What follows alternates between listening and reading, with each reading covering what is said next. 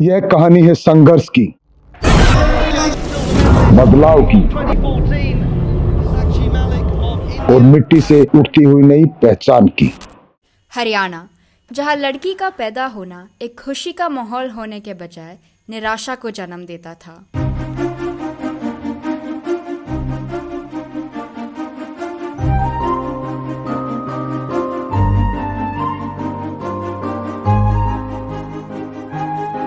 औरतों को पैर की जूती समझते थे, भाई घर का काम ही करेगी, घर से बाहर नहीं जाएगी।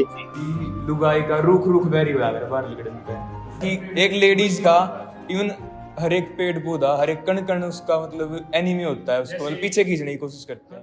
हरियाणा में जी ऐसा है, ये इज्जत को बहुत मानते हैं, इसको माले दाग ना लग जाए। कुछ ये कुश्ती जो गेम आया ना लड़कियों का, ये लेट आया है।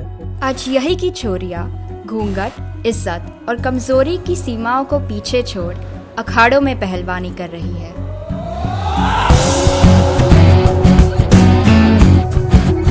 जरिया ये था कि भाई हमारी बच्चियां भी देश का नाम रोशन करें।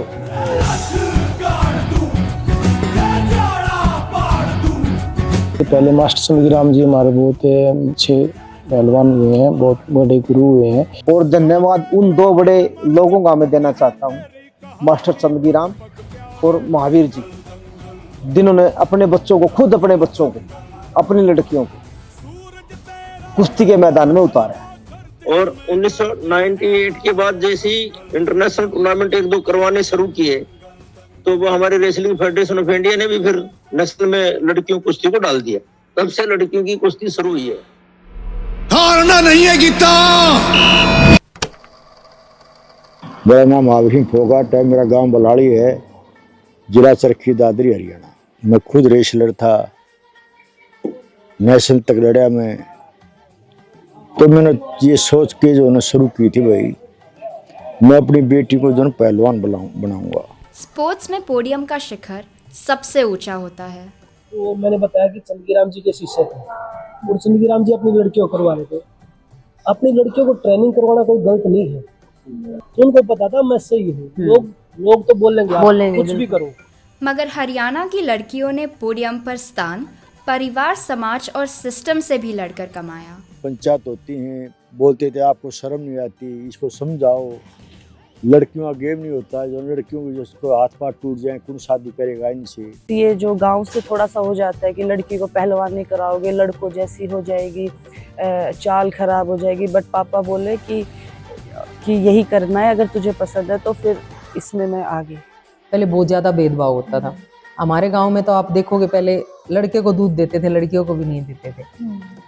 जब मैं महिला टीम की मैंने कमान संभाली थी, तो एज ए कोच भी दूसरे कोच तो मेरा नाम लेके एक बोलते थे, ये क्या पकड़ लिया। दे आर लाइक कि कैसे चल रही है, इसने तो बाल कटवा लिया, ये तो लड़कों जैसी हो रही है, इसकी आवाज़ कैसी हो रही है, ये तो गेम कर रही है, रेसलिंग जैसा गेम कर रही है। तो ऐसे बहुत सारे आपको ताने भी मिलते हैं और क्रिटिसिज्म भी मिलता है। भाई लड़का तो अपने पास ही रहेगा, तो शादी करके अगले घर पे जाना है। वो लड़की अपने पैरों पे खड़ी हो जाएगी, किसी की तरफ नजर झुका के नहीं देखेगी। तो हम चाह रहे हैं कि मतलब लड़कियां लड़कों से भी उभर के ऊपर आए। शुरुआत चिंगारियों से हुई, कुछ तूफान भी आए। एंड आई वाज लाइक, एक मोमेंट था जिसमें तब प्लेयर्स जीत रहे थे ना, तो उनका हाथ रेफरी ऊपर उठा रहे थे। तो I was motivated by that, inspired by that कि मुझे भी टीवी पे आना है, ऐसे ही हाथ ऊपर उठवाना है और ऐसे ही मेरे पेरेंट्स भी मुझ पे प्राउड फील करेंगे। और फिर आया वो दिन जब ओलंपिक के मेडल ने आंधी का काम किया। After that, in 2016, Sakshi Malik won medals in the Olympics, a bronze medal, and it was first ever women medal in wrestling. Sakshi Malik of India. Sports icon Sakshi Malik.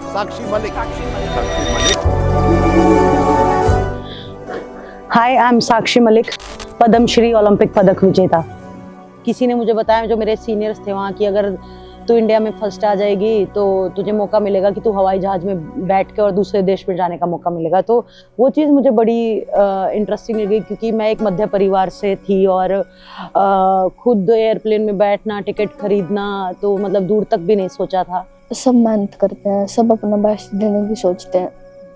जो उस time जो दिमाग लगाता है और motivate रहता है ना, जिसका माइंडसेट स्ट्रॉन्ग होता है, वो ही मेडल लेके आता है। 16 में जब साक्षी ने मेडल जीता था ना, उसमें उसके बाद लड़कियां गेम में वो कुश्ती में, बॉक्सिंग में, जूडो, सब गेमों में जैसे सब लड़कियां काफी पार्टिसिपेशन करने लगी।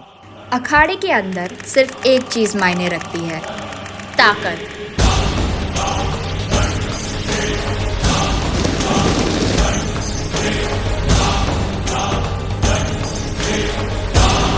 तब मैंने देखा था कि ज़्यादातर प्लेयर्स इंडिया के थे, वो पहले से ही माइंड सेट ही ये था उनका कि भाई हम हार जाएंगे। और बाहर वाले जो होते हैं ना फॉरनर्स, वो माइंड से खेलते हैं। प्रैक्टिस हमारी उनसे बहुत ज़्यादा होती है। जैसे बाल कटाना, तो देखो हालांकि हमें भी शौक था कि हम बाल बढ़ाएं, हालांकि मेरे को बहुत ज़्यादा शौक था।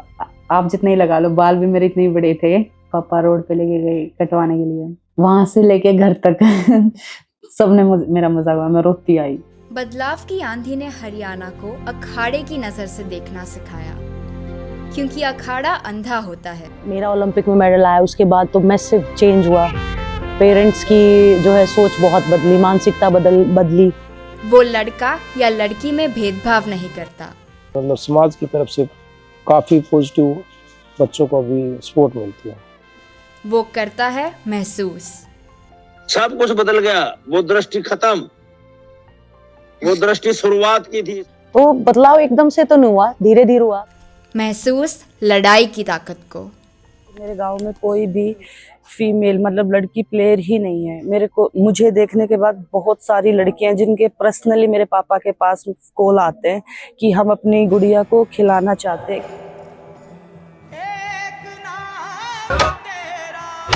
इस मिट्टी से बना लोहा हारना नहीं जानता, बन गया बल्कि हार के मुंह से जीत छीन के लाना जानता है।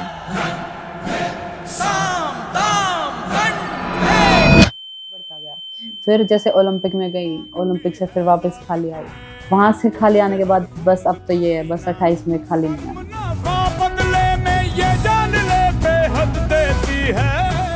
2028 ओलंपिक्स, तैयार हो जाओ, आंधी आने वाली है।